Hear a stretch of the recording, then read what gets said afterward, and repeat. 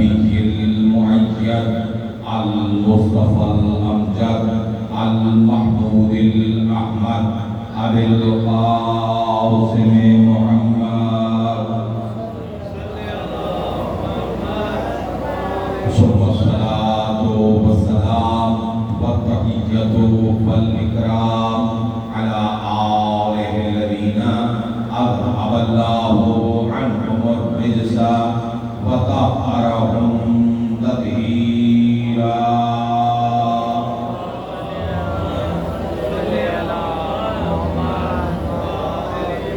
واللعنة الدائمة على أعدائهم وقاصدي حقوقهم ومنكري فضائلهم وفرايتهم أجمعين من الآن إلى قيام يوم الدين.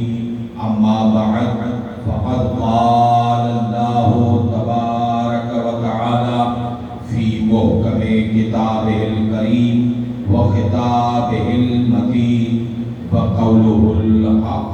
بسم الله الرحمن الرحيم.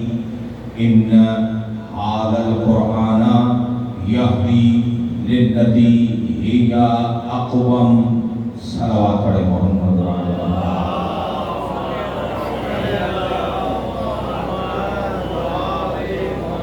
عزیزان محترم سامعین گرامی پر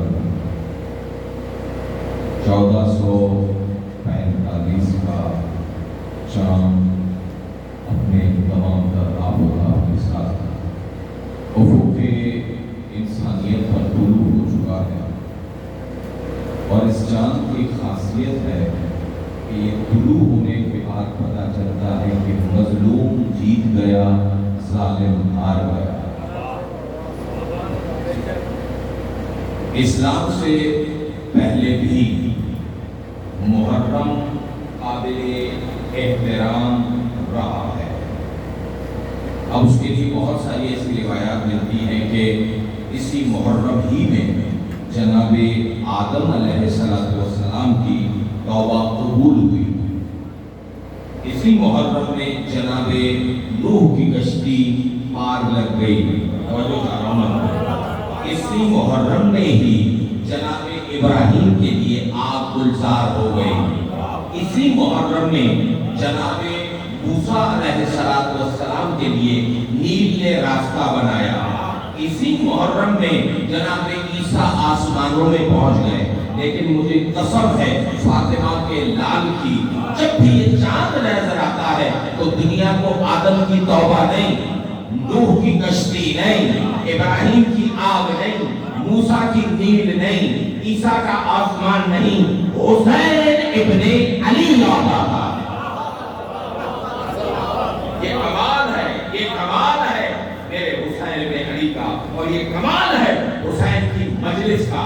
دیکھیں میں نے ناسا کی ایک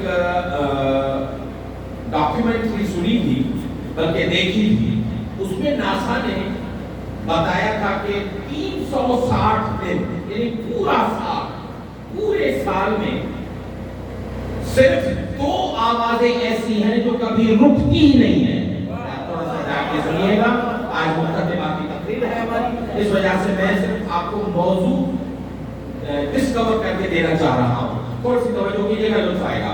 دیکھیں ناسا نے اپنی ایک رپورٹ میں بیان کیا کہ دنیا میں 360 دنوں میں کل 2 ایسی آوازیں ہیں جو 1 سیکنڈ کے لیے بھی نہیں رکتی۔ سنیں گے وہ 2 آوازیں کون سی ہیں؟ ایک آواز ہے اللہ اکبر اور دوسری آواز ہے یا حسین۔ یہ 2 آوازیں ہیں جو کبھی رکتی نہیں ہیں۔ تو یہ کمال ہے محرم کا، یہ کمال ہے مجلس حسین کا۔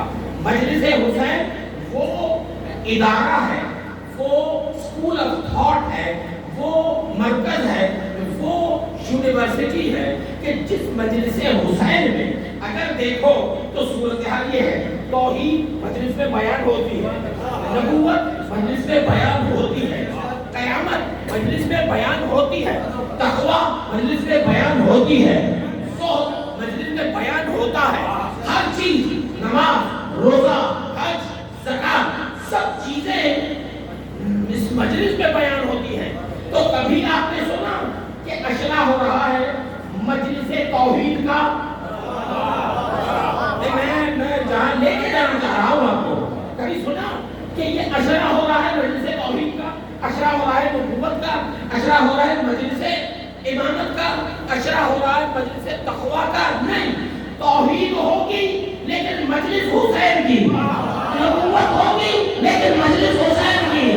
تو سمجھ لو پورے کا پورا دین اور کچھ نہیں. شاہ است حسین، بادشاہ است حسین، دین است حسین.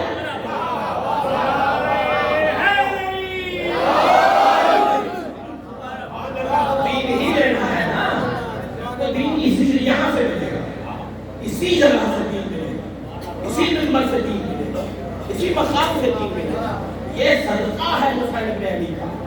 لیکن یاد رکھیے گا، دیندار ہونا کمال نہیں ہے. کیا میں آپ کو اللہ تعالیٰ نے کہاں لے کے جانا چاہ رہا ہوں؟ دیندار ہونا کمال نہیں ہے. دیندار تو کیا یزید کے لشکر میں نمازی نہیں تھے؟ یزید کے لشکر میں قاضی نہیں تھے؟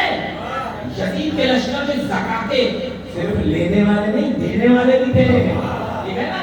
تو تھے تو دیندار وہ بھی، لیکن وہ دیندار تھے. اور ادھر دیندار نہیں، دین شناس تھے. اگر دین شناس ان میں جو بھی بنے گا وہ جب وہاں سے چلے گا تو حسین استقبال کرے گا. دینداری اور چیز ہے. حسین استقبال جس کا کر رہا ہے وہ دیندار نہیں ہے، دین شناس ہے. اور گلے لگا کے حسین کو کہنا پڑتا ہے اہلاً و سہلاً یا حر. اور دین شناس تھا. تو بھائی حسین دیندار نہیں چاہتا، حسین دین شناس مانگ رہا ہے. نمازیں کیوں پڑھتے ہو؟ ابو چھوٹے ہوا کرتے تو ابو انگلی سے پکڑ کے ہمیں لے آتے تھے، نماز پڑھتے تھے. قبلہ کے پیچھے بھی نماز پڑھتے تھے، مسجد علی میں بھی نماز پڑھتے تھے. کیوں پڑھتے تھے؟ کیونکہ بڑے ہمیں لے کے آتے تھے. ٹھیک ہے. ماتم کیوں کرتے ہو؟ تو ہمارے بڑے کرتے تھے تو ہم بھی کرتے ہیں. ٹھیک ہے. ایسا ہے یا نہیں بھائی؟ ہم آزاد کیوں بھائی؟ ہم تو بھائی کبھی نہیں آزادار ہیں، ہمارے باپ دادا آزادار تھے. یہ کمال نہیں ہے، یہ عقیدہ یہودیت کا ہے. دیکھیں میں اللہ جانے کہاں لے کے جانا چاہ رہا ہوں. قرآن کی آیت ہے، جب قرآن نے کہا کہ ادھر آ جاؤ آپ کو پہچانو، دین شناسی تمہیں ہو جائے، کہا نہیں انا وجدنا آباءنا علی ذالک، ہمارے باپ دادا جیسے تھے ویسے ہم ہیں. تو یہ نظریہ یہودیت کا ہے. دیکھیں یہودیت دین ہے یا نہیں ہے؟ تو جو اس پہ چلے گا وہ دیندار ہے. یہ مجمع کوئی آج کا نہیں ہے، 20 سال سے اس مجمع کے ساتھ یہ ہے. اور کریں دیکھیں دینداری کمال نہیں ہے. یہودیت دین ہے یا نہیں ہے؟ عیسائیت دین ہے یا نہیں ہے؟ مجوسیت دین ہے یا نہیں ہے؟ ہندوازم دین ہے یا نہیں ہے؟ بدھسٹ دین ہے یا نہیں ہے؟ ایتھیسٹ دین ہے یا نہیں ہے؟ تو جو جس دین پہ چلے گا اس دین کا دیندار ہوگا یا نہیں ہوگا؟ تو دیندار ہونا کمال نہیں ہے. حسین دیندار نہیں مانگ رہا، حسین دین شناس مانگ رہا ہے. بات سمجھ میں آ رہی ہے میرے دوستوں؟ غور کیجیے گا. ٹھیک ہے. تو یہ ہے کس کا نظریہ؟ ذوالجلال کیوں نکالتے ہو؟ ابا نکالتے تھے. زری کیوں نکالتے ہو؟ ابا نکالتے تھے. او بھائی ابا کے دین پہ چلنے کی ضرورت نہیں ہے. ذوالجلال کو سمجھو پھر نکالو، زری کو سمجھو پھر نکالو. تو وہ دینداری بھی سمجھ کے آنا دین شناسی ہے. نماز چلے گئے، ٹھک ٹھک ٹھک ٹھک ٹھک پڑھی، یہ جا رہے ہیں. کیا ہوا بھائی؟ نماز پڑھنے آیا تھا. تو بھائی یہ کہاں کی عقل مندی ہے؟ مثال کے طور پر آپ کسی کے گھر چلے جائیں اور اس سے باتیں کرنا شروع کر دیں اور باتیں کریں، اور جو باتیں کر رہے ہوں آپ کو پتا بھی نہ ہو کہ میں اس سے بات ہی کیا کر رہا ہوں. ایسا ہے نہیں؟ کیسے ہو؟ کیا کرتے ہو؟ کتنے بچے ہیں؟ تمہارے بچے کیا کرتے ہیں، بچیاں کیسی ہیں، بچے کیسے ہیں. یہ تو دیکھیں گفتگو تو تب ہوتی ہے نا کہ جب ایک دوسرے کو سمجھیں. علی کہتا ہے دو مقام ہے، جب چاہتا ہوں کہ اللہ مجھ سے بات کرے تو قرآن کھولتا ہوں، اور جب چاہتا ہوں میں بات کروں تو نماز پڑھتا ہوں. تو بھائی باتوں کے لیے شرط ہے افہام و تفہیم، سمجھنا. ایسے ٹھک ٹھک کر کے پڑھ کے چلے گئے، یہ دین تعلیم تو ہو سکتی ہے، دین شناسی نہیں ہو سکتی. اللہ کا میں کہتا ہوں اب تک موضوع میرا پہنچ رہا ہے نا، تو بس غور کیجیے. ٹھیک ہے، تو یہ دین داری نہیں. اچھا اس کی چھوٹی سی مثال دیتا ہوں، چھوٹی سی مثال دیتا ہوں، آپ کے ذہنوں کو قریب کرنے کے لیے. جا کے سنیے گا، لطف آئے گا.